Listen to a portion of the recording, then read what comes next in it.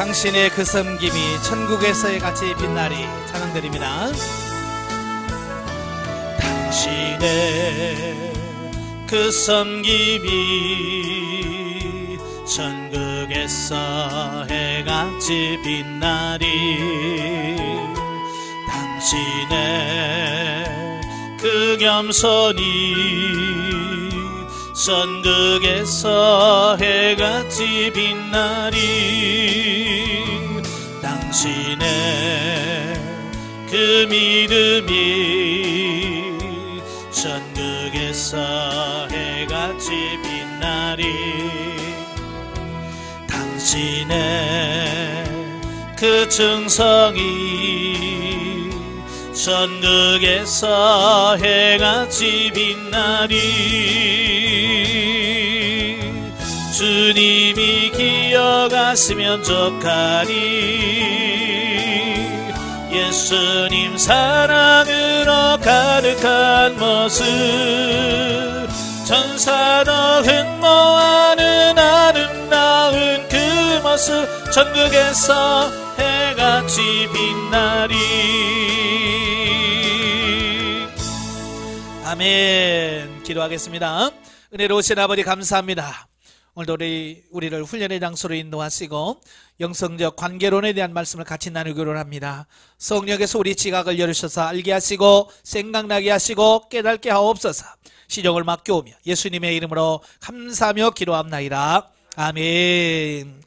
예, 이 시간에는 훈련과정 교재 52페이지입니다. 영성적 관계론에 대한 말씀을 같이 나누겠는데요. 자, 다시 한번 점검하죠. 자, 우리가 영성을 형성하는 데서 기둥이 4개가 있다고 그랬죠. 4개 중에 있습니다. 첫째 기둥이 성령의 구원 사역이라고 그랬죠. 이제 성령의 구원 사역은 우리 영혼 안에서 이루어지는 일이에요. 그 다음에 두 번째 기둥이 성령의 은사 사역입니다. 이건 우리 육체의 성령의 은사와 능력을 부어주셔서 우리의 하나님 말씀대로 순종할 수 없는 우리를 순종할 수 있게 만들어주는 그런 사역이 성령의 은사 사역이죠. 그리고 세 번째가 지난주에 말씀드렸죠. 성령의 영성적 물질 관계죠. 우리가 이 땅에 살면서 어쨌든 물질을 쓰게 돼 있어요. 그죠? 물질 없이는 어때요? 어쩌면 살기 힘들어요.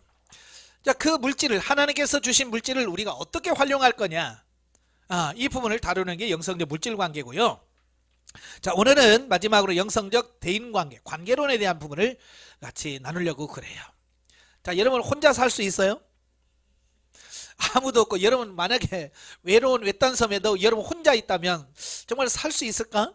물론 살 수야 있겠죠. 예, 살 수는 있겠지만 인간다운 삶이라 할까요? 이런 건 없겠죠. 어쨌든 우리 인간은 모여 살게 돼 있어요. 그래서 아리스토텔레스는 인간은 사회적 동물이다 라는 말을 하기도 하잖아요. 이 말은 혼자 살 수 없는 존재라는 얘기예요. 문제는 뭐냐면 이렇게 이제 사회를 구성하다 보니까 갈등이 생길 수밖에 없다는 거예요. 왜냐하면 사람마다 생각이 다르지, 가치관이 다르지, 삶의 방식이 다르지, 습관이 다 다르잖아요. 그죠? 부부도 결혼해서 보니까 왜 이렇게 달라요? 그죠? 먹는 것도 다르지. 누구는 짜게 먹지, 누구는 싱겁게 먹지, 누구는 초저녁잠이 많지, 누구는 새벽잠이 많지. 예? 부부도 서로 다르잖아요. 그러니까 다르니까 뭐가 생겨요? 갈등이 생기는 거예요. 교회 안에는 뭐요? 부부보다도 더 복잡하죠. 이거 뭐 다양한 사람들이 모이잖아요. 뭐 많이 배운 사람, 적게 배운 사람, 뭐 잘생긴 사람, 못생긴 사람, 돈 있는 사람, 없는 사람, 뭐 성질 급한 사람, 느린 사람들, 이런 사람들이 다 모인 게 교회예요. 그러다 보니까 어찌 보면 별의별 사람들이 다 모이기 때문에 교회는 항상 문제의 소지, 폭탄이에요. 폭탄. 언제 터질지 모르는 폭탄이. 그러니까 그런 관계 속에서 살 때 우리가 이 대인관계가 잘 되면 그런 모든 부분을 풀어갈 수 있어요. 근데 이 부분이 안 되면 매일같이 교회가 싸울 수밖에 없고 다툼이 일어날 수밖에 없다는 거예요. 그래서 이 관계론에 대한 부분을 같이 한번 보면서 어떻게 우리가 대인관계를 형성해 갈 것인가 라고 하는 부분을 같이 보도록 하죠. 자, 들어가는 말. 많은 성도들이 영성에 대해 서로 다른 개념, 즉 자기 수준의 인식과 이해에 입각하여 제각기 다른 양태로 영성을 추구하고 있다. 그러니까 같은 영성을 하면서도 마찬가지더라고요. 같은 영성을 하면서도 그 사람의 수준, 그 사람의 가치관, 그 사람이 추구하는 거, 자, 이런 부분에 따라서 이게 또 달라요. 그죠? 여기 이 자리에 앉으신 분도 다 다를걸요? 얘기하다 보면 내가 추구하는 방향이 다를 거예요. 어떤 분은 아이고 나는 은사가 잘 됐으면 좋겠어 라고 하신 분이 있고, 어떤 분은 나는 좀 영이 성장했으면 좋겠어, 그리고 나는 제발 음성 좀 들었으면 좋겠어. 각자가 뭐야, 상황에 따라서 이 추구하는 바가 다 다르기 때문에 그렇다. 이걸 어떻게 다 취합해서 갈 거냐, 이게 참 중요한 거거든요. 그러나 영성은 자신에게서 나온 자기의 소유물이 아니라 기본적으로 하나님이 허락하신 다양한 관계 속에서 훈련되고 형성되는 것이다. 아멘. 그러니까 이 영성은 뭐냐면 다양한 훈련 과정을 통해서 형성되어지는 거예요. 그러니까 어떤 훈련을 받았느냐, 내가 어떤 훈련을 받았느냐에 따라서 그 훈련을 통해서 내가 얻어지고 터득되어진 분이 다르다라고 하는 거예요. 그러니까 우리 한국교회 여러 영성훈련원이 많습니다. 예, 한번 길 가다 보면 많아요. 근데 거기서 추구하는 바가 다르니까 거기서 훈련받으면 그런 식으로 할 수밖에 없어요. 기도하는 폼도 보면 어디서 훈련받느냐에서 다 달라요. 예? 어떤 사람은 막 떠는 사람이 있는가 하면, 왜냐하니까 그 훈련에서는 그렇게 해야 된다고. 어떤 사람은 방방방 뛰기만 하고, 예? 어떤 데는 막 그냥 손만 얹으면 뒤로 자빠져. 왜 그냥 거기는 쓰러져야 된대. 그러니까 그렇게 어떻게 배우냐에 따라서 그런 삶이 나올 수밖에 없어요. 그러니까 이 영성도 바르게 훈련을 받고 바르게 세워져야지, 자칫 잘못하면 그렇게 잘못 되어질 수도 있다라고 하는 것을 우리가 기억하셔야 되고요. 요한 예슬레는 뭐라고 말하냐면 기독교는 고독한 자들의 종교가 아니다라고 말합니다. 이 기독교는 고독한 자의 종교가 아니란 말이에요. 이 말은 무슨 말이냐면 혼자서 하는 게 아니라 그 말이야. 깊은 산속에 수도원에 들어가서 그냥 조용히 앉아서 묵상하면서 영성훈련하는 게 하는 게 아니라 말이야.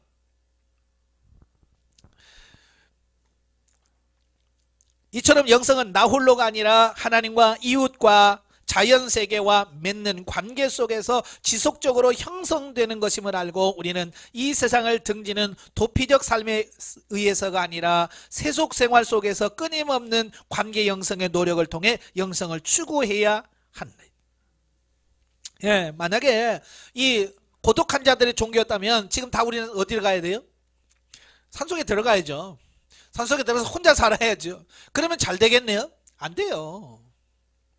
그 혼자서 되는 게 아니라 항상 만약에 이 고독한 종교였다면 지금 온 천지가 뭐가 돼야 돼요? 수도원이 돼야 돼요. 근데 지금 갈수록 수도원이 숫자가 줄어들어 가고 있거든요. 왜냐? 안 된다는 거예요. 그들이 해봤지만 안 된다고 하는 거예요. 그래서 참 영성은 뭐냐? 우리의 삶의 현장에서 이루어지는 거예요. 삶의 현장에서. 그래서 현장에서 부딪히고 깨지고 그러면서 형성되는 거예요. 그래서 어찌 보면 지금 여러분 주변에서 일어나는 일들이 있잖아요. 가정에서 부부간의 어떤 대립, 또 자녀와의 대립, 뭐 이런 모든 부분들이 뭐냐면 결국 나를 변화시키시기 위한 하나님의 훈련 방식이요 손길이라고 이해하시면 돼요. 예.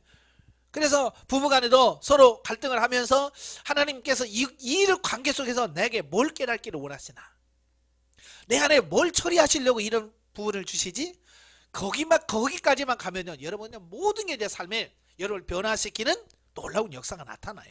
그걸 모르니까 부부간에 서로 당신이 잘못됐고 당신만 없으면 돼 막 그러면서 막 공격하게 돼요. 그걸 모르니까 그러는 거예요. 그러다 보니까 부부간에 제일 가까워야 될 부부가 서로 멀어지게 되고, 심지어는 에이 못 살겠다 도장 찍자, 그래서 갈라지는 거예요. 이걸 모르니까 그러는 거예요. 이런 걸.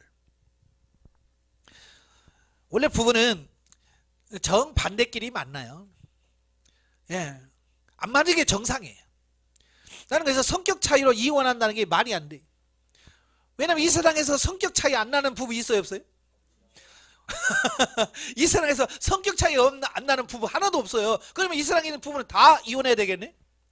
근데 누구는 살잖아요. 누구는 진짜 살아. 성격이 완전히 다른데도 잘 살아. 왜? 서로 맞춰가면서 변화되어 가면서 사는 거예요. 이게 부부가 그런 거지. 성격 안 맞다고 도장치고 이러면 세상에 살 부부 하나도 없어요.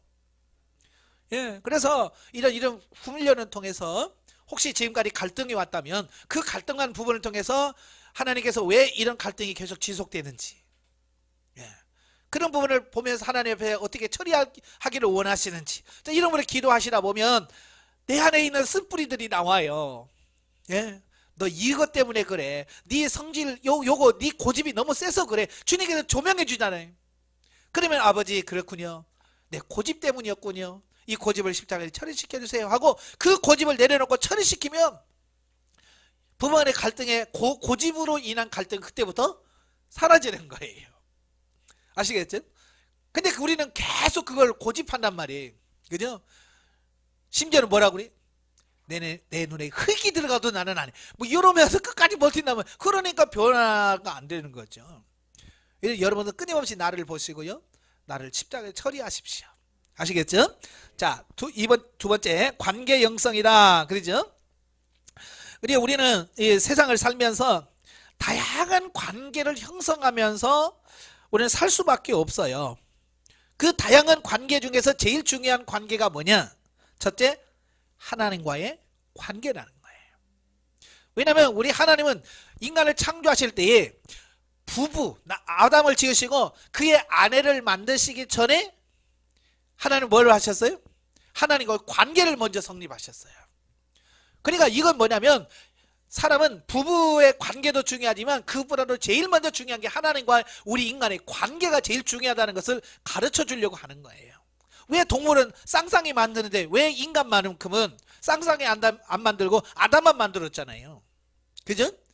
그리고 나서 아담이 독처하는 것이 좋지 않게 여겨서 아내를 만들어줬잖아요. 이건 뭘 의미하냐? 하나님의 관계가 가장 중요하다. 이걸 말씀해 주는 거예요. 우리 신앙의 출발점은 하나님과의 바른 관계를 정립하면서 시작한다. 신앙이 없는 사람에게는 하나님은 단지 초월적인 신으로서 그분과의 관계는 기껏해야 절대자와 평범한 한 인간의 명목상의 관계에 불과하다. 예. 그러니까 하나님과의 이런 관계를 잘 모르면 그냥 하나님은 신이시고 저 위에 뭐 우주 끝에 앉아 계시고 나는 그냥 많은 사람 중에 하나 끼어 있는 어떤 이런 걸로만 인식한다 그 말이에요. 예수를 믿음으로 구원받는 우리의 신앙은 이런 단계를 넘어서 하나님을 모셔드리지만 관습적으로 교회에서 예배드리고 헌금드리고 축복 주시기를 기대하면서 스스로 만족하는 등 하나님과의 형식적인 수준의 종교적 관계를 맺고 있는 경우가 많다. 자, 하나님과의 관계인데요. 가장 처음 단계가 뭐냐면 종교적 관계예요. 하나님과 나와 종교적 관계를 맺는 거예요. 그래서 예배 시간이 되면 가서 예배 드리고 헌금 드리고 자 이런 관계. 그래서 하나님이 나를 복 주시겠지. 대부분이 지금 우리 한국교회 성도들이 이 수준에 멈춰요. 예. 그래서 끄떡하면 그러죠. 내가 주일 예배를 빠졌기를 했어요. 내가 11조를 떼먹은 적이 있어요. 뭐 그러면서 하나님한테도 막 대들잖아요. 이건 종교적 관계라서 그래. 종교적 관계에서만 멈춰있는 사람이에요. 우리는 그 단계에서 머물러 있으면 안 되고요. 그 다음 단계로 넘어가야 돼요. 그 다음 단계가 뭐냐? 영적 관계예요. 영적 관계는 뭐냐? 우리는 이렇게 하나님을 단순히 주님으로 여기는 차원에서 머물지 말고 나의 영혼의 아버지로 인식하는 단계로 올라서야 된다.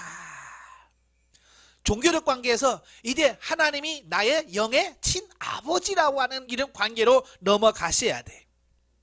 아시겠죠? 이때 정말 하나님과 친밀한 교제가 이루어질 수 있어요. 예. 그래서 종교적 관계에서 영적 관계로 성장하셔야 돼. 승화돼야 돼. 올라가야 돼요. 자, 그 다음에 그 영적 관계에서 조금 더 성장한 사람은 하나님이 우리의 아버지시며 우리 만물을 창조하신 창조주이며 우리를 구원해 주신 주님이시고 우리를 인도하시고 도우시는 성령님이란 사실을 깊이 느낄 것이다. 우리는 그러한 하나님과 하나님의 자녀요 왕이요 성전이요 제사장이요 그리스도의 신부 등의 거룩한 신분적인 관계로 나아가는 겁니다. 그러니까 종교적 관계에서 영적 관계로 그 다음에 뭐예요? 신분적 관계로 넘어가셔야 돼요. 예, 우리 사람도 그렇잖아요. 처음에 좋아서 연애를 하지요. 예, 연애하면 이제 진짜 사랑하는 관계로 바뀌잖아요. 그 전에는 뭐예요? 그냥 나는 남자요, 너는 여자요. 그런 남녀의 관계잖아요. 이게 종교적 관계라고 한다면 이제 정말 사랑하는 단계, 영적 관계라고 보시면 돼요. 그 영적 관계를 뛰어넘으면 어떻게 돼요? 이제 부부 관계가 되잖아요. 나는 남편이요 너는 아내라고 하는 어떤 그런 부부 신분을 가지고 있잖아요. 남편이나 신분을 가지고 사랑하고 아내라는 신분으로 가지고 사랑하는 어떤 그런 단계처럼 이제 영적으로 조금 성장하면 내가 하나님의 자녀요, 하나님나라의 왕이요, 하나님나라의 제사장이요, 성전이요, 신부라는 신분으로 하나님과 관계를 맺는 거예요. 이건 성장한 사람만이 맺을 수 있는 거예요. 아시겠죠? 자, 그리고 그러한 영적 관계는 점차 하나님 앞에서 사역적 관계로 발전하며 그에 따라 우리는 하나님이 원하시는 일을 하나님의 뜻대로 대행하는 사람으로 바뀌게 된다. 자, 그 신분적 관계를 넘어가면 어떤 관계냐? 사역적 관계로 발전되어져 가는 거예요.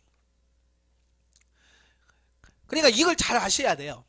그런데 우리 한국교회가 지금 문제가 뭐냐면 이 중간에 영적 관계와 신분적 관계가 무시돼 버렸어요.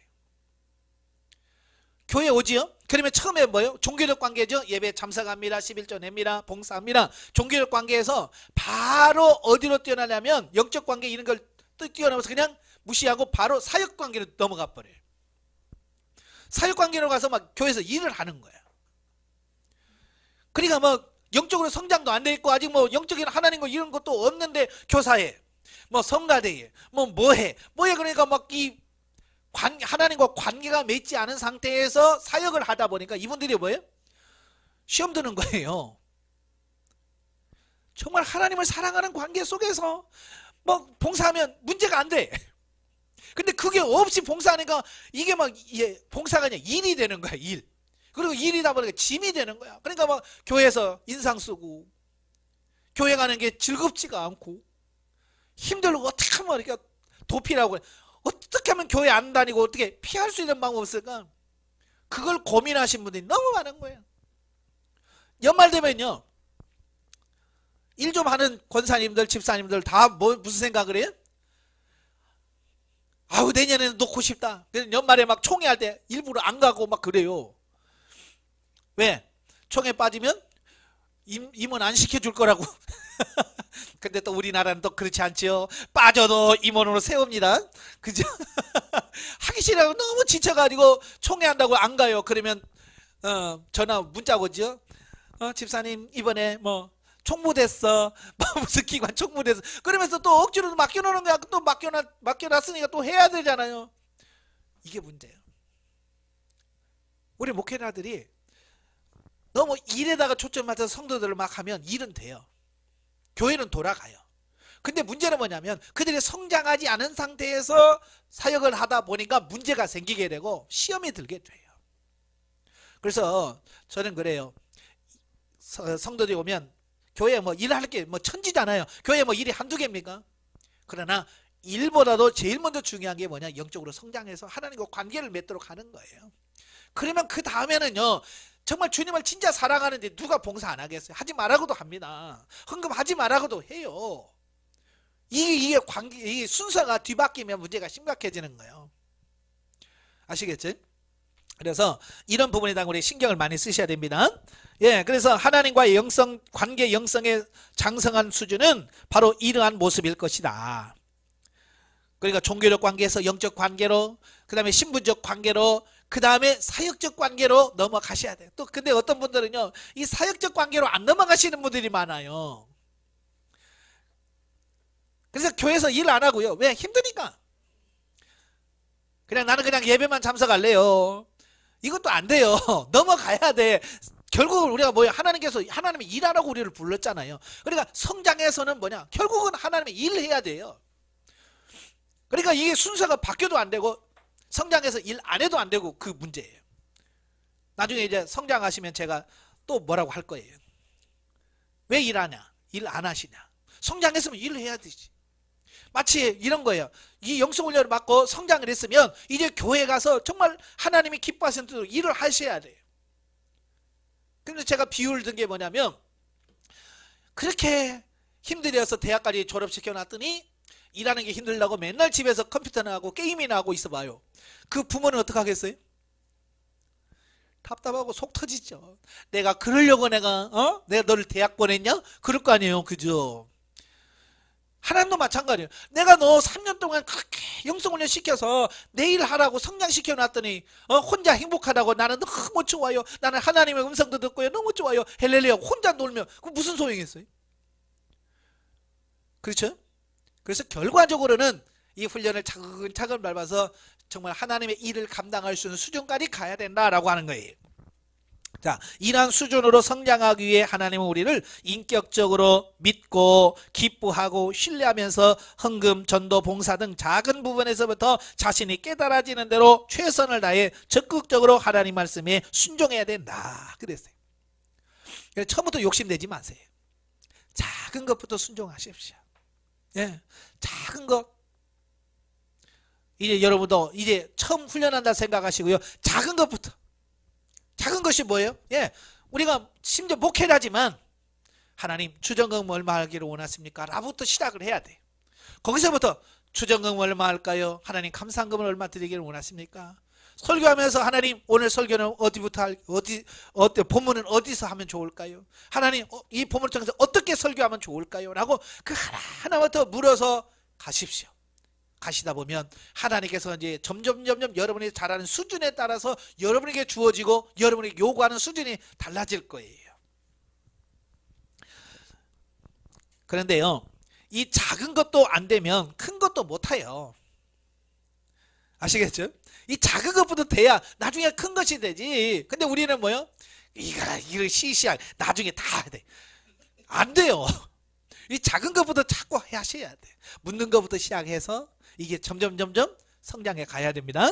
자, 그럴 때 하나님은 신앙 안에서 우리를 찾아오셔서 우리로 하여금 진리를 바르게 인식하고 진리대로 살 수 있도록 도와주신다. 우리가 육신적 자아를 내려놓고 적극적으로 하나님께 순종하면 우리는 하나님과 바른 관계를 맺을 수 있을 것이다.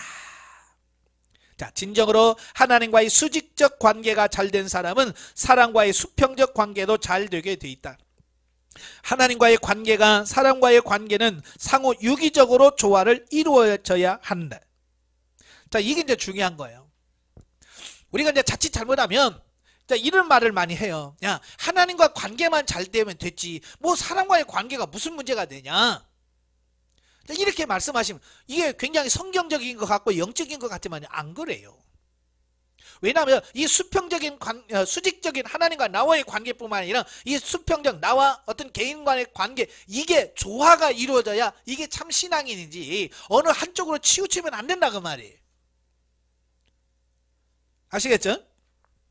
그래서 하나님과의 교제가 잘 되면서 사람과의 교제도 바르지 못한 사람은 영성적 개념을 좁게 이해한 사람으로 참된 영성인이라 할 수 없을 것이다 라고 하는 거예요.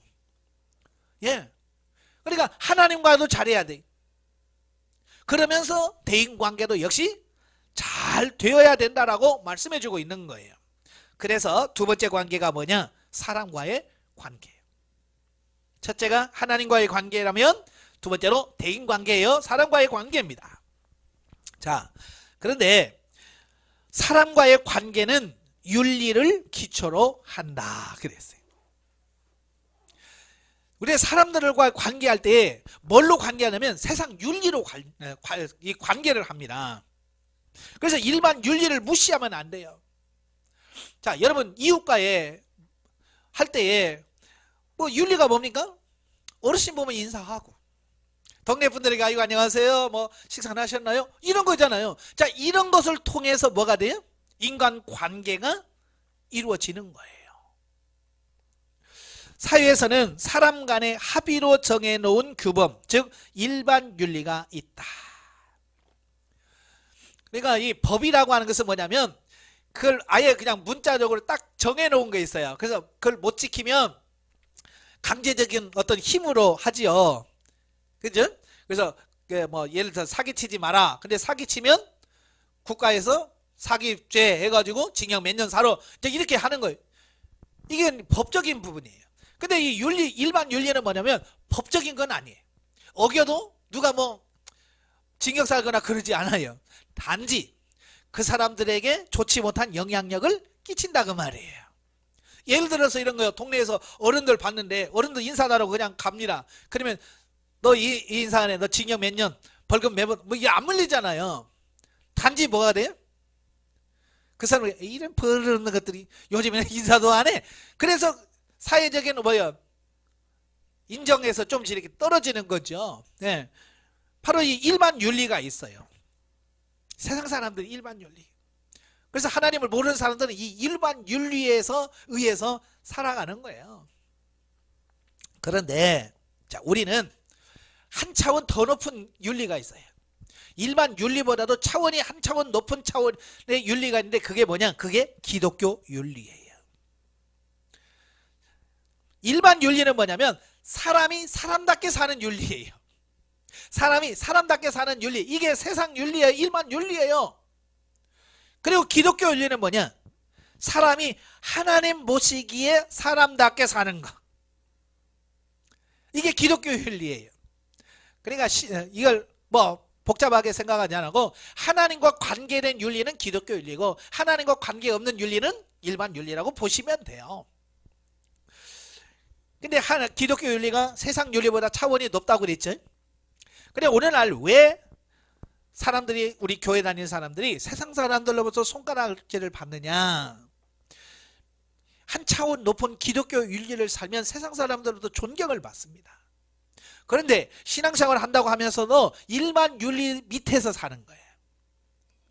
다시 말하면 하나님을 모르는 사람들의 윤리보다도 못하게 산다 그 말이에요. 예를 들어서 이런 거예요. 예수 안 믿는 사람은 신호등 잘 지켜. 근데 예수 믿는 사람은 신호등을 안 지켜. 그럼 욕먹는 거예요. 다른 사람은 거짓말 안 하는데 거짓말 해요. 이건 욕먹는 거예요. 그러니까 지금 기독교인들이 세상 사람들도 계속 손가락질 받고 하잖아요. 왜요? 세상 사람들만큼도 못 살고 그 밑에 살기 때문에 그러는 거예요. 이래서 기독교인들이 욕을 얻어먹는 거예요. 일반 사람들도요. 교회 다니다 그러면 그래 우리보다 낫겠지? 라고 그분을 높여줍니다. 그죠? 그런데 실상은 어때요? 똑같거나 똑같으면 뭐라고 그래? 뭐 교회 다닐 필요 뭐 있어? 니나 나나 뭐 똑같은데 뭐 이렇게 되어지는 거예요. 그런데 이게 높아야 되는데 낮아지면 이건 욕 먹는 거야. 이거. 이 교회만에 다니는 것들이 막 그러면서 욕을 얻어먹는 거예요. 참 저도 그걸 너무 속상한 거예요.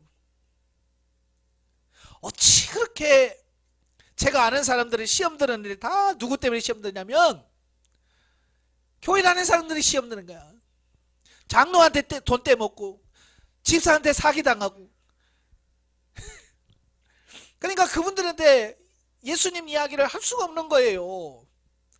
말만 했다가는 막 그 사람들 막 얘기하면서 그런 것도 장로야? 그런 것도 막 그러면서 심지어는 그런 것이 목사야? 그러면서 덤비는데 어떻게 그들에게 말을 해요?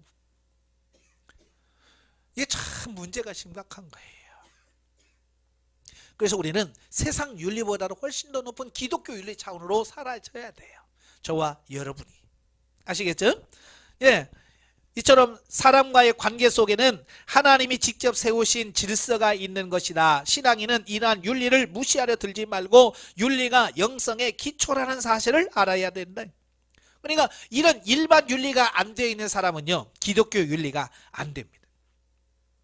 많은 사람들이 영성훈련을 한다고 하면서도 많은 사람들에게 존경을 받지 못해요. 왜냐?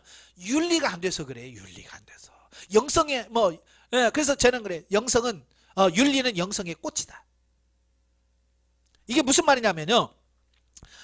영성은 결국 뭘로 나타나냐면 윤리로 드러나게 되어 있어요. 그 사람의 삶을 통해서 대인관계 속에서 어떻게 살더라 이게 나온다 그 말이에요. 아시겠죠? 그래서 윤리는 영성의 꽃이에요.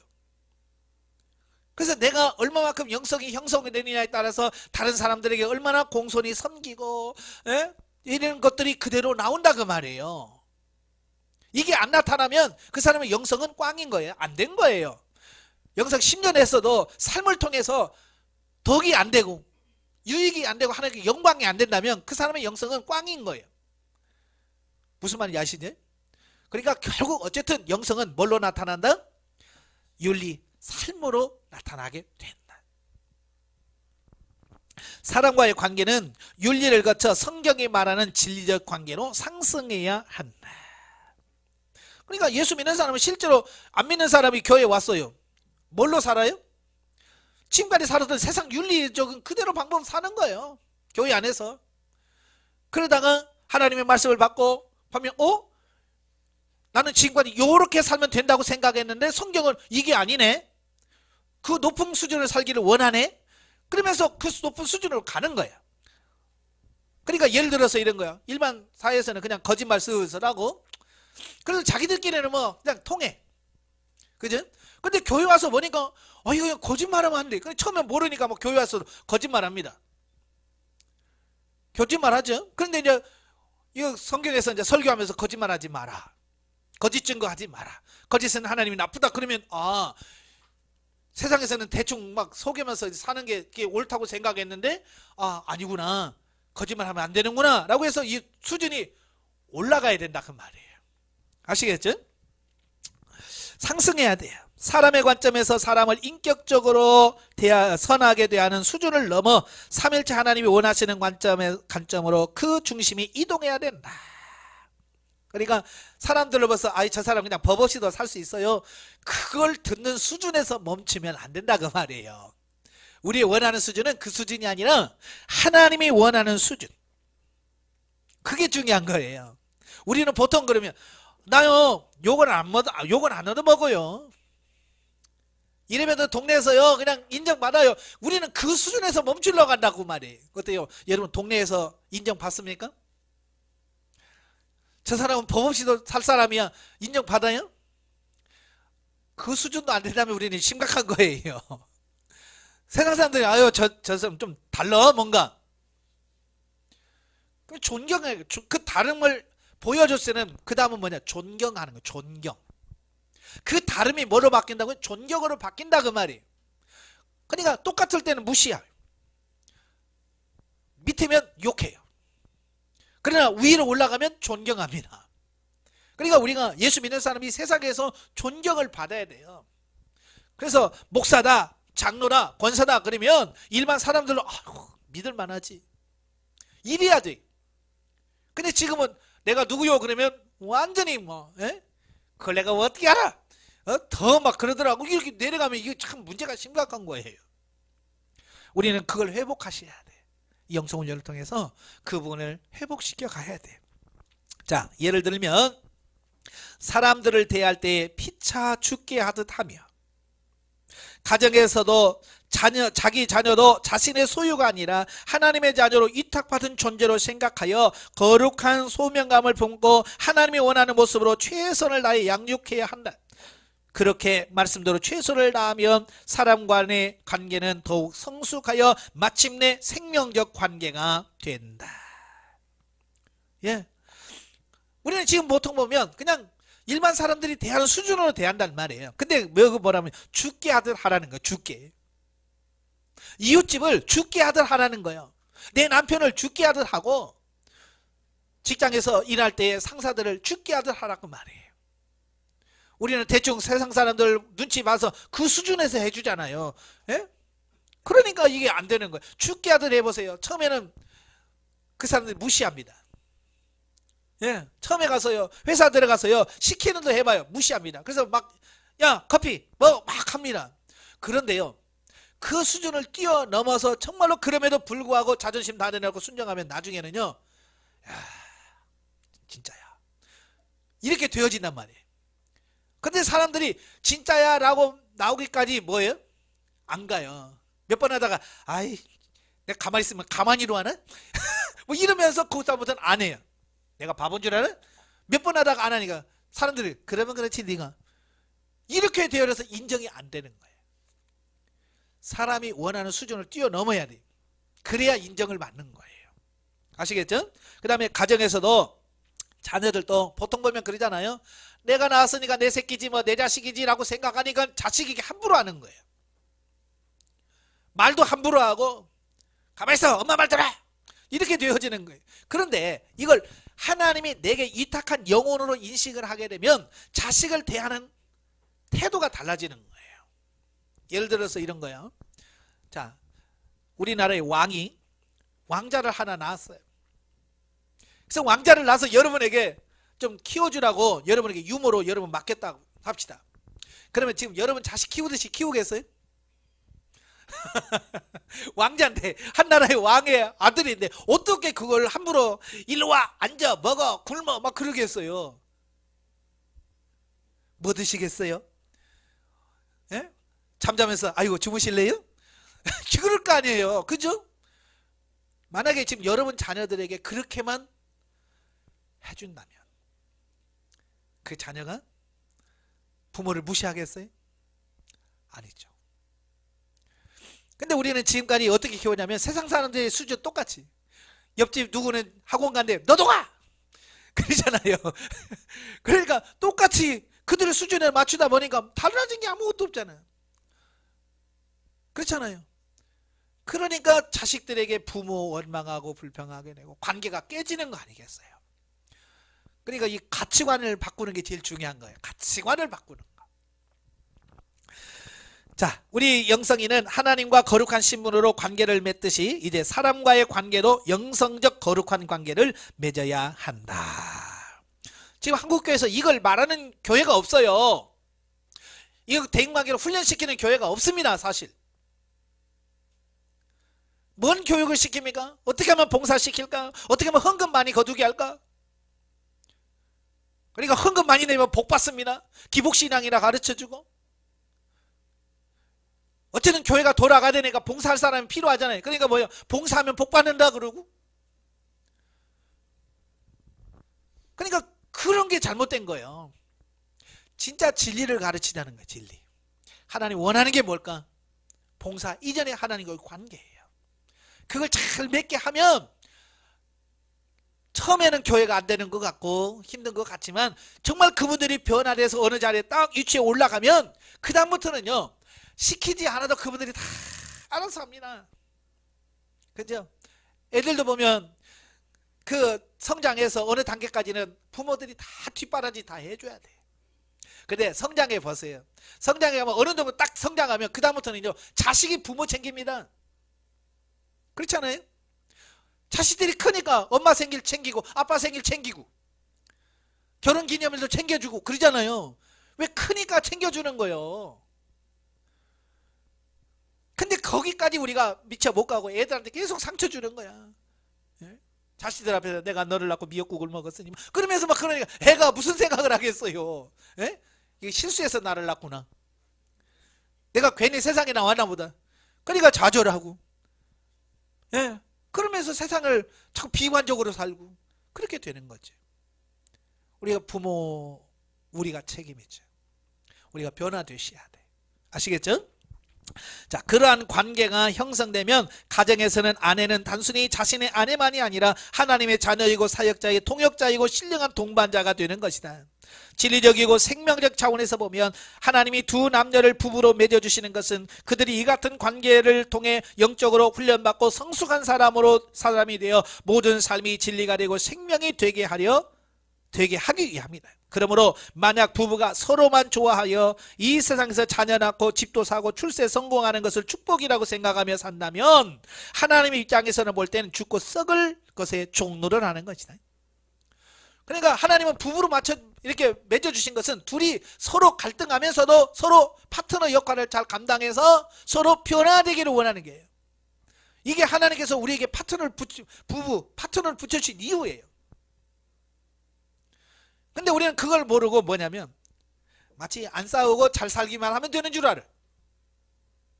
그래서 친구들 보면 그러잖아요. 우리는 지금까지 한 번도 싸운 적이 없어. 그러면 뭐예요? 하나님이 원하는 수준 진리적인 삶을 살아야지. 안 싸우는 게 장땡이 아니라니까요. 하나님이 원하는 수준으로 사라져 가야 돼요. 아시겠죠? 그래라고 우리가 부부를 만들어 주신 거예요. 그래서 저는 그래요. 젊은 사람에게도 야 싸워. 부부간은 열심히 싸워. 근데 잘 싸워. 싸워야 상대방을 알고 나를 아는 거예요. 그러니까 버럭 성질 내잖아요. 그러면 내 안에 이런 게 있구나. 내 안에 이런 성질이 있네. 아버지 내 안에 버럭하는 이 성질을 처리시켜 주세요 라고 우리가 그걸 처리할 수 있는 거예요. 근데 한 번도 버럭하지 않는 사람은 이 안에 버럭이 있으면서도 불구하고 자기는 아주 나는 지금까지 성질 한 번도 안 내고, 그래서 자기를 완전히 포장해 버리는 거예요.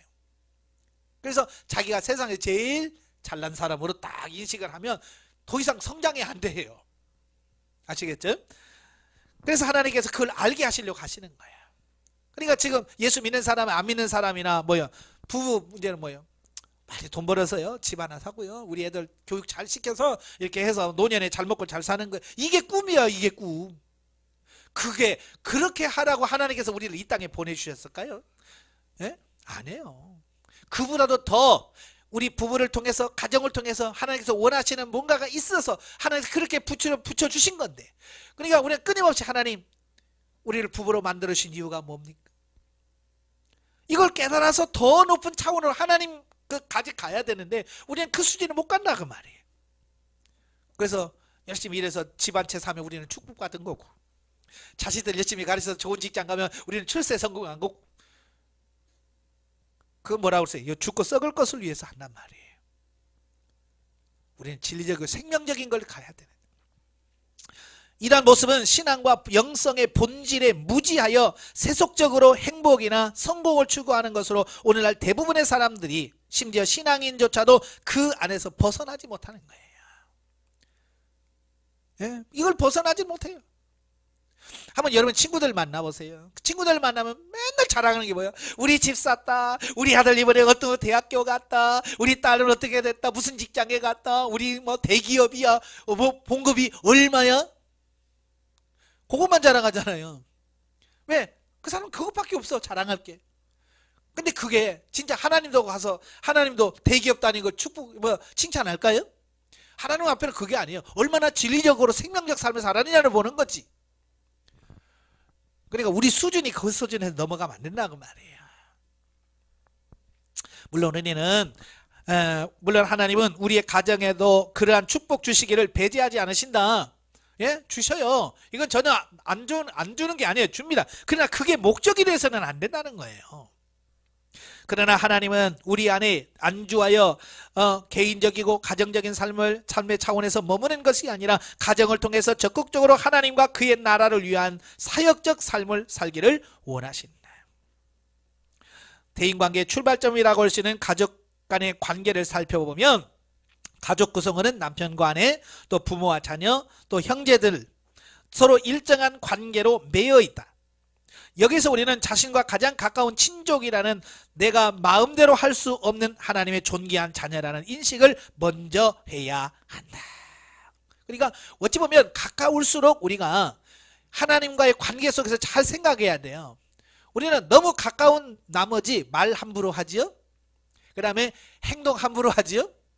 그러니까 그것 때문에 시험 드는 거예요. 형제간에도 마찬가지예요. 내가 형이니까 동생이니까 내 맘대로 해. 이건 아닌 거죠. 그죠? 어찌 육신적으로는 내가 먼저 와서 형이고 동생일 수 있지만 하나님 편에서는 아닐 수 있잖아요. 다를 수 있잖아요. 그래서 이런 부분들을 우리가 잘 생각을 하셔야 돼요. 자신의 감정과 뜻대로 일방적으로 다스려서는 안 되는 존재인 것이다. 그리고 영적인 상대로서의 관계를 이해함으로써 가족을 본능적 일반적 감정으로 사랑하는 것이 아니라 영성적 관계로 사랑하려고 노력해야 한다. 그리하여 종합적이고 총체적인 가치관으로 사랑하게 될 때 가족을 단순히 남편, 아내, 지식으로 사랑하고 자신이 원하는 사랑을 받기 원하는 그런 존재로 보는 것이 아니라 하나님이 원하는 존재로 그렇게 사랑하고 존중하게 되는 것이다. 예. 많은 분들이 오늘날도 부부싸움을 많이 하죠. 왜요? 사랑받으려고만 하니까. 예. 당신은 왜 나를 사랑하지 않아? 왜 내 생일인데 잊어버렸어? 왜 결혼기념일인데 잊어버렸어? 자꾸 그래서 잊어버린 것을 가지고 자꾸 한단 말이에요. 살다 보면 잊어버릴 수도 있는 거죠. 물론 다 챙겨주면 좋겠죠. 여러분이 챙겨주세요. 예, 다 챙겨주세요. 설령 안 챙겨준다고 해서 그것 때문에 삐지지 말라 그 말이에요. 나는 챙겨줬는데 당신은 왜 안 챙겨? 그러면 이것도 문제가 심각해지는 거예요. 예. 그런데 챙겨줬다고 해서 그게 다는 또 아니라는 거예요. 우리의 가치관, 왜 하나님께서 우리를 부부로 만들어줬는지 그 의미를 정확하게 아는 게 중요해요. 대인관계를 좀 더 넓게 살펴보면 우리는 보통 다른 사람을 그가 하는 행동이나 겉모습을 보고 판단하죠. 즉 그의 영적 실상과는 무관하게 그가 사회적으로 유명한지, 많이 배웠는지, 얼마나 가졌는지 등을 기준으로 사람을 평가한다. 이게 이제 세상적인 관점이죠. 자, 그러나 신앙인은 이웃을 볼 때 자기의 육적 기준을 보고 기준에서 보고 판단할 것이 아니라 하나님의 관점에서 보아야 한다.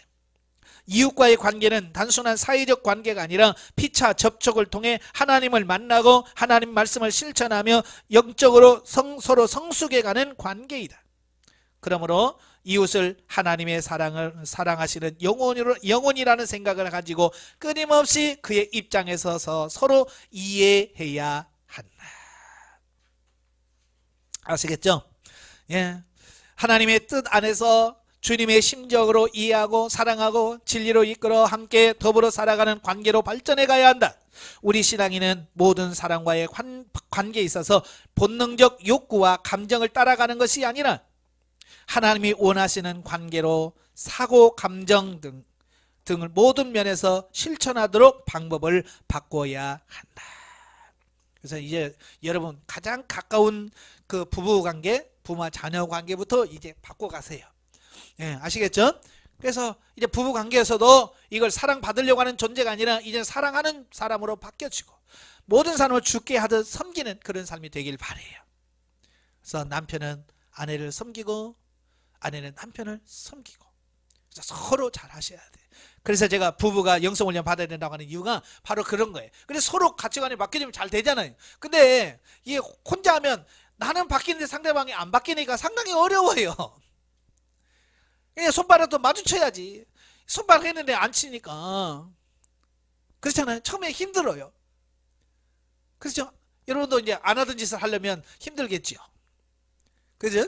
근데 그것도 이제 받아주는 어떤 이런 부분도 서로가 필요하다 그 말이에요. 예? 그러니까 영성훈련 같이 하는 게 중요한 거예요. 그런데 안 해도 같이 안 해도 중요한 것은 뭐냐면 내가 가치관이 바뀌어져 있으면 상대방도 바뀌어져 있더라는 거예요. 그래서 소망은 있어요. 부부가 하면 제일 좋고 혼자라도 소망은 있어요. 왜냐하면 저는 상담하면서 많은 분들과 상담하면서 그들의 변화된 모습을 보잖아요. 그들이 그러는 거야. 우리 남편이 바뀌었어. 영성훈련도 안 하는데요. 지금 저보다도 믿음이 더 좋아요. 그런 분들이 많다니까. 왜냐? 내가 바뀌니까 그렇게 힘들게 했던 남편이 바뀌어지는 거예요. 왜냐하면 예전에는 그 남편이 나를 바꾸려고 막 노력했던 거예요. 그죠? 말은 왜 그런 식으로 해? 행동은 왜 그런 식으로 해? 그건 뭐냐면 나를 바꾸려고 한 거예요. 그러니까 그걸 다 바꿔가니까 더 이상 나한테 할 말이 없어지는 거예요. 그러면 어떻게 해요? 할 일이 없어져. 남편이 나한테 할 일이 없어지는 거예요. 왜? 내가 다 바뀌어버렸으니까. 그러면 뭐예요? 이제 심심하니까 뭐 도와줄 거 없어. 그렇게 되어지는 거예요. 이제 그때 가면 우리 남편이 바뀌었어요 막 그런단 말이에요. 사실은 남편도 바뀐 건 맞지만 내가 바뀐 거예요. 내가 바뀌어 있으니까 남편도 바뀌어 있는 거예요. 그러나 내가 안 바뀌어 있으면요, 나를 바꿀 사명을 띠고 이 땅에 태어난 그분이 안 바뀌어. 죽어도 안 바뀝니다. 왜냐하면 부부는 서로 사명을 가지고 와요. 무슨 사명이냐면 자기 짝을 바꿔주는 사명, 바꾸는 파트너의 사명을 가지고 와요. 그러니까요, 그분은 월급 안 줘도요 그 사명 기가 막히게 열심히 감당하죠. 그래서 제일 싫어하는 짓만 골라서 하셔요. 왜? 그 파트너에서 역할을 해주시는 거야. 근데 내가 술 먹는 거 제일 싫어하면 맨날 술 먹고 여보 그러면서 술에 푹푹 풍기는 거야. 우리는 막 그러죠. 에? 왜 그러는지를 알아야 돼. 내가 뭔가 처리해야 될 부분이 있구나. 그래서 그 부분만 처리해봐요. 술 먹고 오라고도 안 와요. 그게 뭐냐면 내가 안 바뀌어 있으니까 내가 싫어하는 짓만 골라서 하는 거예요. 한번 바뀌어보세요. 내가 하라고 해도 내가 왜 미쳤어 그런다고요. 옛날에 잘했어도 내가 바뀌면 그다음부터는 그게 자기도 옳지 않다는 거 아는 거예요. 제가 오직에서는 평신도한테 그러겠어요. 얼마나 당신이 독했으면 그렇게 독한 술 먹어가면서 그렇게 고생하면서 파트너 역할 하느라고 고생 많이 한다요. 그잖아요. 그렇게 몸에 안 좋은 담배를 펴가면서까지도 지금 사명을 감당하고 있으니 남편이 얼마나 불쌍하냐. 에? 그 남편의 그것을 빨리 벗어나게 하는, 그 독한 담배와 술에서 벗어나게 하는 방법이 뭐냐? 당신이 바꿔라. 내가 바뀌면 안 해도 돼. 왜냐면 내가 워낙 세니까 맨정신으로 나를 훈련을 못 시켜. 그렇잖아요? 맨정신으로 나를 훈련을 못 시켜. 그러니까 술 먹고 와가지고 와 하면서 하는 거예요. 내가 워낙 강하니까. 근데 내가 별해보세요. 절대 술 막 마시고 오라고 해도 안 옵니다. 왜? 사명 끝났으니까.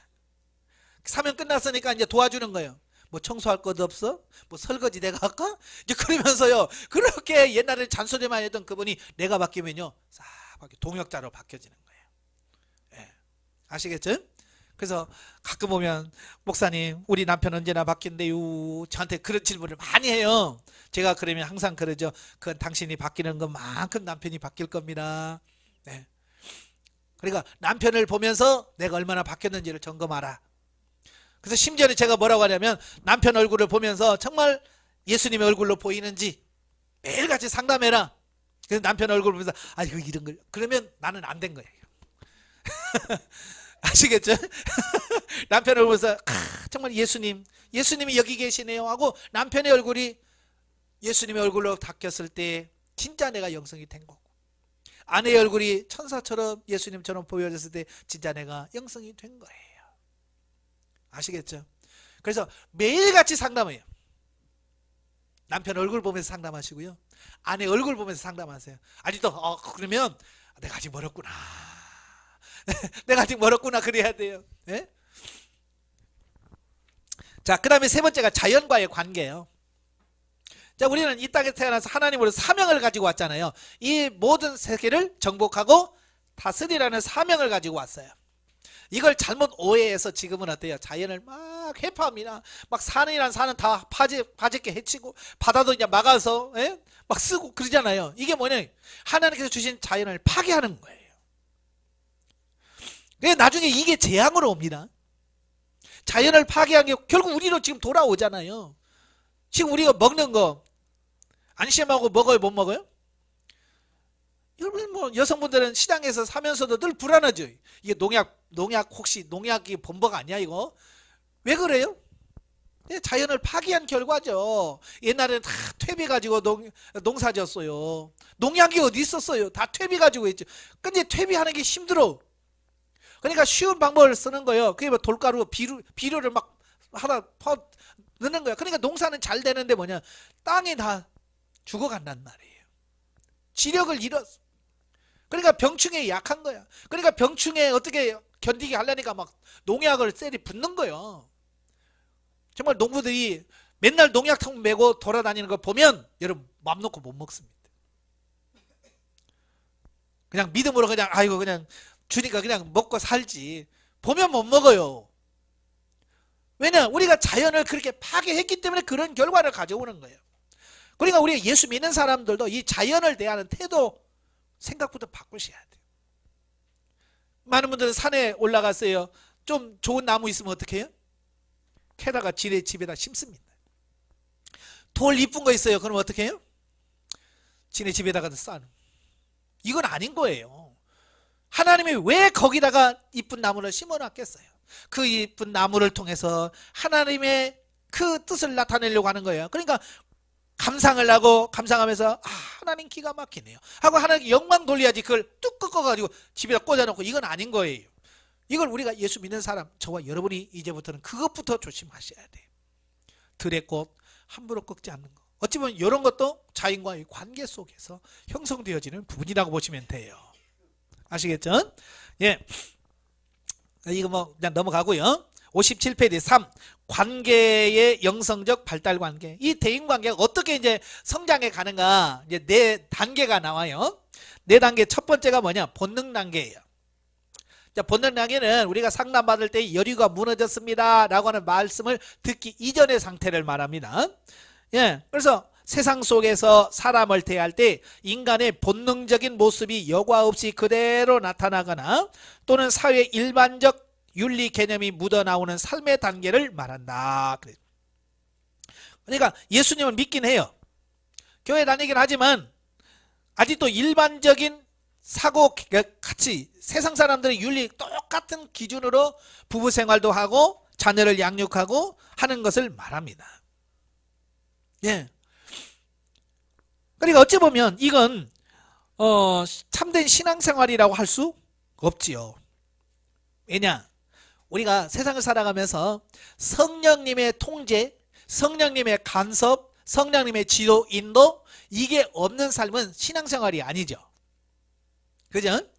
그래서 맨 밑에 성령님의 통제와 간섭을 받지 않고 이루어지는 것이라면 엄밀히 말해 신앙생활이라고 할 수 없고요. 이게 본능인 거예요. 본능은 뭐냐면 성령님의 지배 없이 그냥 내가 원래부터 나왔던 그 성질 그걸로 그대로 사는 걸 말합니다. 예. 그런데 이제 하나님께서 조금씩 뭐라고 하냐면 예를 들어서 성질 내죠. 그러면 성령님이 찾아오셔서 너 왜 이렇게 성질 내냐? 너 성질 죽여라. 성령님이 나에게 통제하세요. 그러면 우리가 성질 부렸던 사람은 그렇죠. 내가 잘못했습니다. 용서해 주세요. 이제는 성질 부리지 않겠습니다. 하고 그거 성령님으로부터 이렇게 다스림을 받고 요게 뭐냐? 요게 신앙생활이에요. 진짜 신앙생활이에요. 그런데 오늘날 신앙생활 하시는 성도 중에서 과연 이게 성령님의 그런 통제를 받고 사는 사람이 있어요, 없어요? 극히 드뭅니다. 심지어는 목회자들도 마찬가지예요. 성령님의 통제가 없어. 그냥 내 감정대로 내가 느끼는 기분대로 그냥 설교하고 말하고 그런다 그 말이에요. 그러니까 서로 상처를 주고 하는 거죠. 그러니까 철저하게 성령님의 통제 안에 들어가요. 아버지 이렇게 말하면 되겠습니까? 말도 함부로 하면 안 되고요. 하나님 이렇게 말하면 되겠어요? 이런 식으로 하면 되겠습니까? 라고 하나님께 묻고 성령께서 말씀하신 대로 가야 돼. 근데 그런 훈련이 안 돼 있는데 이렇게 될 수가 없지요. 그죠? 그래서 여러분들도 이제 하나하나부터 지금 훈련에 가셔야 돼요. 자, 넘겨서 58페이지 오시면 본래 인간은 태어나 성장하면서 육체가 발육되고 감정과 이성이 발전해 가는데 이것이 모두 본능적이고 일반 윤리적인 토양에서 형성되어진다. 그렇죠? 우리는 태어나면서부터 그냥 세상 사람들이 사는 그 윤리 속에서 그냥 자라나는 거예요. 그러니까 그 동네에서 윤리가 조금 옛날 유교적이다 그러면 태어날 때부터 유교적인 사고 가치관으로 자라는 거예요. 그래서 동네 어른들 보면 인사하고 설날 되면 각가정에 가서 세배하고, 예? 이런 거 있잖아요. 저도 어렸을 때 보면 늘상 그랬거든요. 설날 되면 동네 한 바퀴 다 도는 거예요. 저 끝에서부터 집집마다 다 돌아서 세배하고, 세배하면 어떤 집은 10원짜리 세뱃돈 주기도 하고, 어떤 집은 그냥 상을 아주 건하게 딱 차려줍니다. 이건 뭐 초등학교 1학년, 2학년 그걸 안 따져. 그냥 세배 가면 아유 왔니? 그러면서 그래 먹고 가라. 그래서 막 상 하나 딱 차려주면 거기서 또 맛있게 먹고 또 가고 그 다음 집에 가고 이제 그랬던 기억이 나거든요. 그게 뭐냐? 유교적 윤리. 그게 제가 어렸을 때부터 형성되어진 그 부분이에요. 그렇게 살아가요. 그러다가 어느 날 예수 그리스도를 만나고 우리가 말씀을 들으면서 그 세상 일반 윤리보다도 하나님이 원하는 수준이 있구나. 그걸 깨닫고 그 수준을 높여가는 거예요. 그런데 대부분의 사람들이 그 일반 윤리의 토장 위에다가 형성된 가치관으로 신앙생활을 하고 있기 때문에 신앙생활을 불충족되는 삶의 부분을 채우는 체험을 받기 위한 수단이나 방편으로 인식하고 있기 때문에 신앙의 본질적인 부분, 영혼의 문제라든지 또 성령님과의 원활한 교통, 또 성도 영적 교제 등에는 전혀 관심이 없다는 거예요. 이게 무슨 말이냐면요. 일반 종교 다 어디서 온 거냐면 복 받는 거예요. 기복신앙이에요. 기복. 왜 장독대에다가 물을 올려놓고 빕니까? 복 받으려고. 왜 선앙당에서 비나이다 왜요? 복 받으려고. 그러니까 우리나라는요. 샤머니즘이 3000년을 지배해 왔어요. 그다음에 1500년 동안은 불교가 물론 이제 온전한 불교가 아니죠. 우리 샤머니즘하고 불교하고 혼합됐어요. 그래서 기복적인 신앙으로 지금 불교 신앙이 발전됐죠. 그러다가 조선시대에 오면서 국가 정책상 유교를 받아들입니다. 그래서 500년 동안 유교적 문화가 형성이 돼요. 그러다가 1984년 원더우드 목사와 아펜젤러 목사가 우리나라에 공식적으로 선교사로 들어오죠. 그 다음부터 기독교가 지금 옵니다. 이제 기독교가 들어온 지가 약 130년 정도 됩니다. 기독교가 들어오면서부터 어떻게 많이 바뀐 건 사실이에요.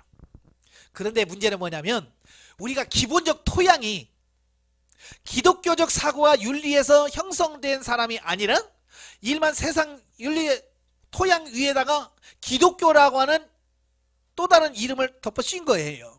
이게 문제가 되어지는 거예요. 예.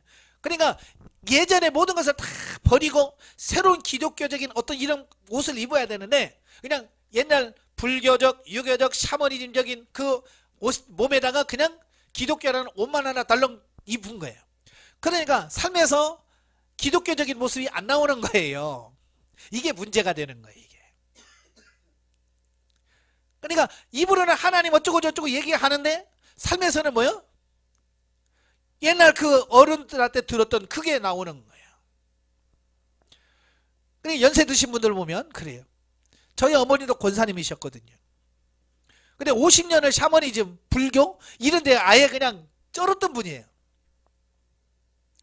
그러다가 50세 저희 아버님이 돌아가시면서 이제 기독교로 저희 가족이 다 개종을 했어요.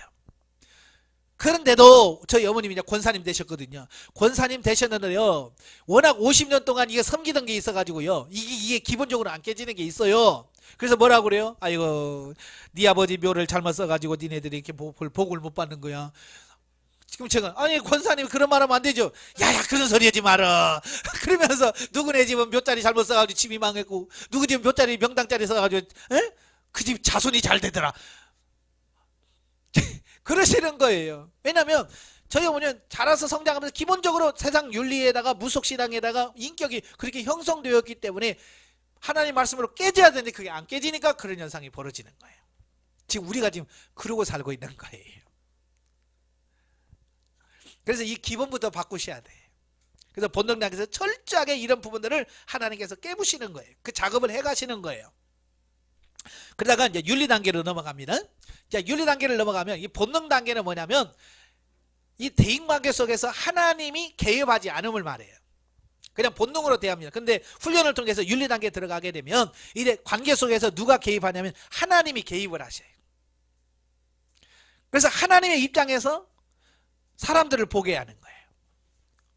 자, 쉽게 얘기를 한다면 이런 거야. 부부. 본능 단계는 뭐냐면 그냥 지네들끼리 좋아가지고 연애해서 부부가 된 줄로 생각을 해요. 그죠?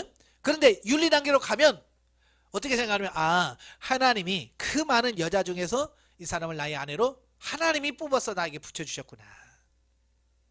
반대로 하나님께서 그 많은 남자 중에서 이 남자를 택해서 나에게 남편으로 주셨구나. 이제 그 부부 사이에 누구를 끼워 넣냐면 하나님을 개입시켜. 이게 윤리 단계로 발전해 가는 거예요. 자식도 마찬가지예요. 본능 단계에서 뭐예요? 아유 저런 거 어떻게 실수해가고 낳았지 저거 이러면서 자식을 보면서 늘 한탄해요. 그런데 윤리 단계는 뭐냐? 하나님이 나에게 처용을 붙여주셨구나. 그러니까 하나님을 늘 개입시키는 거예요. 교회에서도 마찬가지예요. 어쩌다가 저런 게 우리 교회에 와가지고 그게 아니라 하나님이 우리 교회에 붙여주신 영혼이구나. 이렇게 항상 뭐든지 하나님을 그 안에 집어넣는 거, 이게 윤리 단계로 가는 거예요. 그 다음에 진리 단계로 갑니다. 이제 진리 단계로 넘어가게 되면 이제 영혼이 주체가 돼서 대인관계를 맺게 되어지는데요, 가장 많이 나타나는 현상이 뭐냐면 이제 상대방이 하나님의 말씀으로 들리는 거예요. 상대방의 말씀이 하나님의 음성으로 들려진다 그 말이에요. 그러니까 늘 잔소리로만 들었던 아내의 말이 하나님의 음성으로 들려지고 늘 잔소리만 하던 남편의 말이 하나님의 음성으로 들려지는 거예요. 그러니까 똑같은 말이죠. 왜 설거지 안 해? 남편이 그렇게 했을 때 평소에는 또 잔소리 한다. 이 잔소리를 인식해. 근데 진리 단계에 들어가면 그 왜 설거지 안 해? 라는 남편의 말씀이 하나님의 음성을 들으니까 맞죠 아버지 죄송합니다 제가 또 게을렀네요 하고 그걸 하나님의 음성으로 받아들이고 순종해 간다 그 말이에요. 그러니까 이제 점점점 진리적으로 하나님 말씀으로 사라지는 단계가 진리 단계예요. 그러다 보면 이제 생명 단계에 들어가게 되면 이제 사람을 외모로 보지 않냐고 정말 그 사람의 영혼으로 보는 그 단계까지 오게 됩니다. 어느 집사님이 상담을 하는데 이런 말을 해요. 목사님, 저는 지금까지 내 남편이요 그냥 남편으로만 봤어요. 근데 어느 날 남편이 옆에서 누워서 자는데 하나님께서 그 남편의 얼굴을 딱 보는 순간 남편의 얼굴에서 3살짜리 아이가 보이더라고요. 3살짜리 아이가 보이더래. 근데 3살짜리 아이를 보면서 왜 남편이 왜 그동안 지금까지 그렇게 말하고 그렇게 행동할 수밖에 없었는지가 다 이해가 되더라는 거야.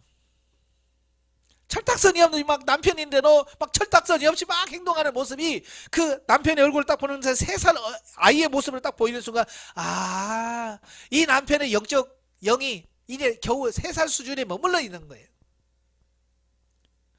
그러니까 말하는 거나 행동하는 것이 어린아이밖에 할 수밖에 없는 거예요. 그러니까 그 3살이라고 하는 그걸 딱 보여주는 순간 그 다음부터는 남편은 이해하게 되는 거예요. 말해도 아휴 3살짜리가 뭐 저 정도면 뭐 훌륭하지 이렇게 바뀌어진다는 거예요.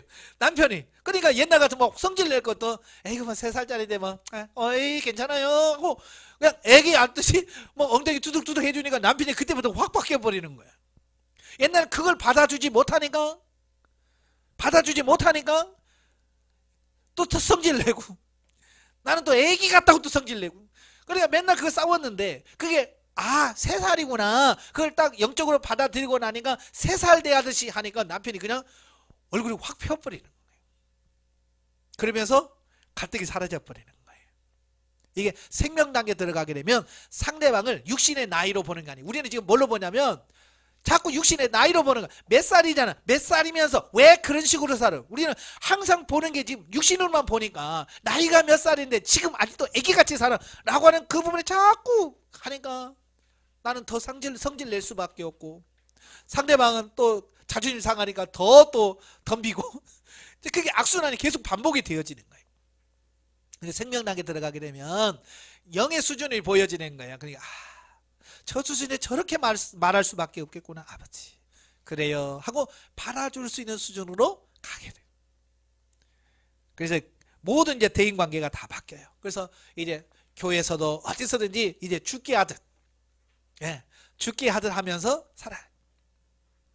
저도 이제 이 부분을 참 안 됐거든요. 교회 안에서 집사님, 권사님, 장로님 정도 되면 나이도 어느 정도 들었지요. 사회적인 기반도 다 잡았죠. 근데 말하는 거나 행동하는 거 보면 아니거든요. 그러면 저는 나름대로 판단하는 거. 아이고 저기 장로가 돼가지고 몇 살이 이러니까 사랑이 안 가더라고요. 사랑이 안 가고 자꾸 정죄가 되고요. 설교 시간에도 까게 돼. 그지? 장로가 돼가지고 그러면 안 되죠. 그러면서 나도 모르는 사이에 그게 나와버리는 거예요. 그러니까 상대방은 꼭 깠다고 시험 들고 자 그러는 거예요. 그런데 이제 그런 이해가 되어지니까 그걸 이해하면서 설교하게 되고 이해하면서 대화하고 되니까 이제 그런 게 깨지더라고 말이에요. 관계가. 그러니까 교회의 분위기가 살고 화목이 되어지는 이런 부분들을 보게 돼요. 자, 우리가 먼저 변화되길 바래요. 이제 60페이지 보면 나가는 말 생활 속에서 형성되어지는 영성. 자, 우리가 영성적인 거룩한 관계로 발전되기 위해서는 근본적으로 영성이 형성돼야 된다. 그러니까 영성이 형성돼서 우리가 자라야 그 삶에 맞는 삶이 나온다 그 말이에요. 그런데 이것은 단순한 이론이 아니다. 단지 말로만 하고 머리로만 알기만 하는 것은 영성이라면 그것은 무의미하다. 그죠? 머리로는 다 이해가 되는데 삶으로 안 나온단 말이에요. 그건 의미가 없는 거예요. 따라서 영적으로 성장 성숙한 사람이 되기 위해 우리에게는 지속적인 훈련이 필요하다. 바로 우리가 생활 속에서 맺고 사는 관계들 속에서 영성이 형성되도록 노력해야 한다. 그러니까 지속적으로 우리가 훈련하야만 그게 가능해진다 그 말이에요. 남자들은 군대를 가죠. 군대를 가면 늘 훈련이에요. 대사가. 그러니까 훈련할 때 보면 그래요. 처음에는 이론 교육을 합니다. 자, 이런 것은 이렇게 하고 자세는 이렇게 하고 이럴 때는 목적이 뭐고 어떻게 해야 된다라고 이론 교육을 먼저 합니다. 그래서 이론 교육을 다 한 다음에 자, 조교 나와. 자, 조교의 시범을 보겠습니다. 그렇죠? 그래서 숙달된 사람이 나와서 착착 촥 총검술 같은 경우도 쫙 시범을 쫙 보입니다. 멋지게 쫙쫙쫙 해요. 자, 봤죠? 끝 아니잖아요. 자, 이론 교육했죠? 시범 봤죠? 자, 그러면 자, 이렇습니다. 이래서 그다음부터는 뭐예요? 그 조교가 시험 보이는 그것을 목적으로 훈련하는 거예요. 자, 하나 하면 이렇게 하세요. 둘 하면 이렇게 하세요. 그다음부터 계속 반복. 예. 반복을 계속하면 어느 사이인가 나도 그 시범을 보인 조교가 하는 그걸 내가 하는 걸 본다 그 말이에요. 하나님 훈련도 마찬가지. 지금 오늘 강의를 통해서 저는 이론 교육을 시키고 있는 거예요. 아시겠죠? 이론 교육을 해서 여기서 아이고 강의 끝났네 탁 덮어놓고 다음 주에 와서 또 와서 아이고 폈네 그러면 안 되는 거예요. 이건 변화가 없어요. 여기서 들은 것을 이론적인 것을 잘 머리에 정립해놔서 여러분의 삶 속에서 남편과의 관계에서 이럴 때 이렇게 하라고 그랬지. 이럴 때는 주께 물으라고 그랬지. 그래서 삶에서 계속 그걸 실천해 가는 거예요. 훈련해 가는 거예요. 그러면서 그게 실제가 여러분의 것이 되는 거예요. 그래서 실천하지 않으면 훈련하지 않으면 아무 변화가 없어요.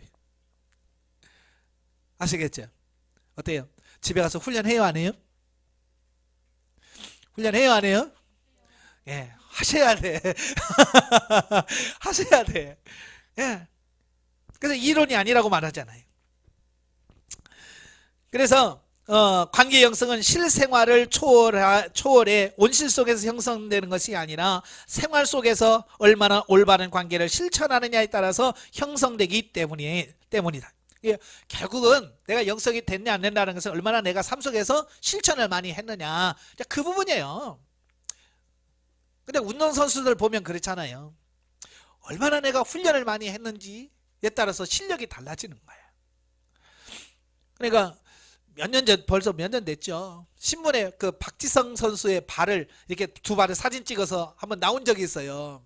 그러면서 거기에 보면 뭐라고 되어 있냐면 박지성 선수의 발을 보면 이건 축구할 수 있는 발이 아니래. 평발에다가 구조상 이거 축구할 수 있는 발이 아니래. 그런데도 세계적인 선수가 되잖아요. 근데 그걸 뭐라고 설명하냐면 어렸을 때부터 남들은 감독들이 보면 훈련시키면 막 훈련 끝나고 야 끝났다 그러면 다 집에 가니라고 바쁘잖아요. 근데 박지성 선수 남아서 혼자 연습한다는 거예요. 예. 다른 사람들 다 쉬는데도 혼자 연습한다는 거예요. 그 남이 쉴 때 더 한 그것이 훈련이란 말이에요. 그러니까 세계적인 선수가 되는 거예요. 여러분도 마찬가지예요. 남들이 놀 때 같이 놀고 남이 할 때 같이 하면 그 사람보다 뛰어날 수가 없어요. 그렇게 많은 시간을 투자해서 더 열심히 기도하고 하면 거기서 우리가 얻어지는 게 많다는 거 꼭 기억하시길 바랍니다. 자, 관계 영성의 기초는 기독교 윤리다.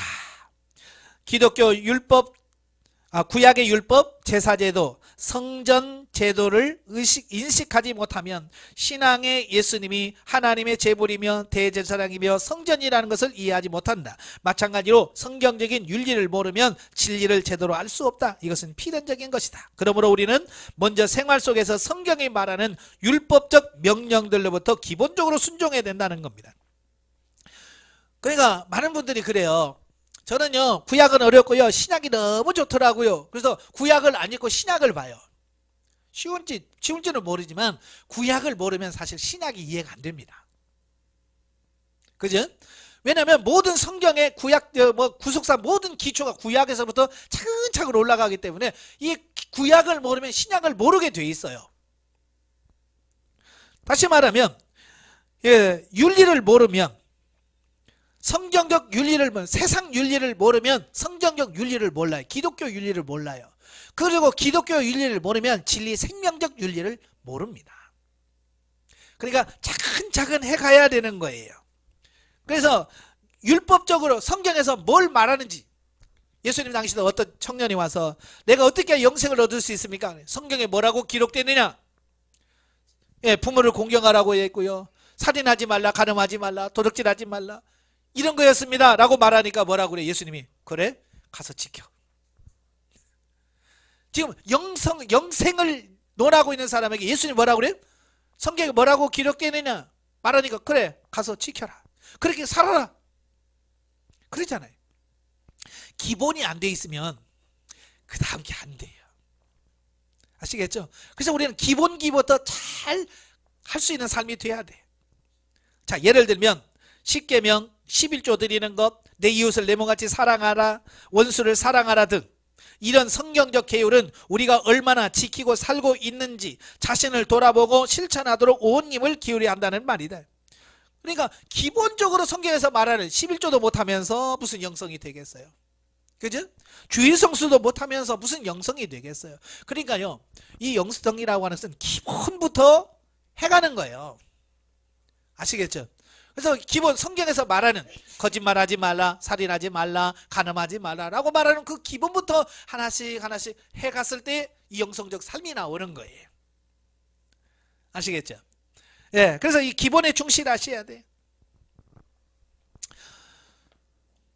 자, 그 다음에 우리는 하나님 앞에서의 삶을 생각해 볼 때 하나님이 우리의 삶에서 원하시는 의도와 목적이 무엇인가를 깨닫고 오직 하나님이 원하시는 대로 순종하는 삶으로 바꿔가는 것이 중요하다. 그러니까 이런 거예요. 지금까지는 내가 원하는 삶을 사는 거예요. 내가 뭐가 되고 싶지? 내가 어떻게 살고 싶지? 그 내가 원하는 삶을 자꾸 꿈꾸는 거예요.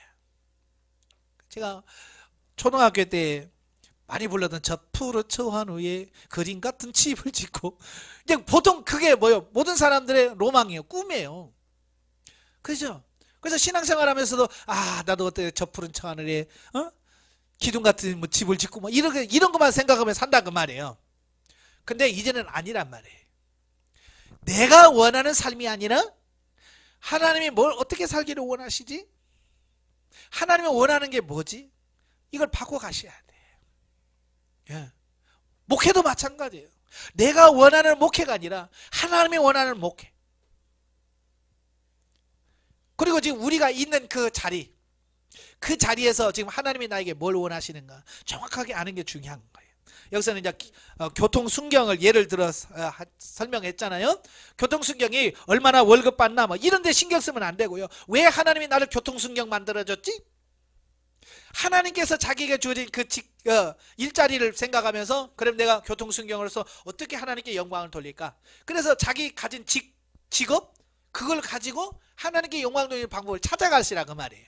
꼭 교회 와서 뭘 해야만 봉사가 아니라 이렇게 삶의 현장에서 하나님이 나를 왜 교통순경 만들었고 하나님이 왜 나를 도지사로 만들었고 하나님이 왜 나를 대통령으로 만들었는지 아는 게 중요한 거예요. 우리나라의 대통령을 장로 2명이나 세웠잖아요. 욕 바가지로도 먹잖아요. 왜요? 그 사람은 대통령 되는 게 꿈이었지. 대통령이라서 하나님의 뜻이 뭘까? 하나님 원하는 게 뭘까? 이걸 생각을 못하는 거예요. 그래서 해놓고 요거도 먹잖아요. 오늘 여러분도 마찬가지. 내가 원하는 걸 하지 마세요. 목회할 때도 내가 원하는 목회, 내가 목회는 막 1000명, 2000명 이건 아니에요. 저는 그래요. 그래서 정말 한 영혼을 놓고 목회를 하라고 해도 정말 그게 하나님 뜻이 나면 정말 한 영혼을 해서 최선을 다하는 게 내가 할 일이에요. 그러면 주님 앞에 갔을 때 너 왜 한 명밖에 못했어가 아니에요. 착하고 충성된 종아, 네가 작은 일에 충성하였으니 내가 더 큰 것을 주겠다라고 할 거예요. 예, 그게 중요한 거예요. 하나님이 뭘 원하실까? 하나님 원하시는 그걸 이루어드릴 수 있는 우리가 되어야 돼요. 그렇게 되어질 줄로 믿습니다. 이런 소망을 가지시고요, 차근차근 훈련에 가자고요. 네, 기도하겠습니다. 은혜로우신 아버지 하나님, 우리를 부르셔서 주의 일꾼으로 세워주신 것을 감사합니다. 우리가 그동안 정말 세상적 윤리 가치관으로 우리가 살아왔습니다. 이제는 그 세상 윤리적 가치관이 아니라 기독교 윤리 가치관으로 바뀌어지게 하여 주시고 내가 원하는 삶이 아니라 하나님의 원하는 삶으로 날마다 바뀌어져서 하나님께는 영광이고 우리에게는 축복이 되는 삶이 될 수 있도록 도와주시옵소서. 예수님의 이름으로 감사하며 기도합나이다. 아멘. 하나님께 온전입니다.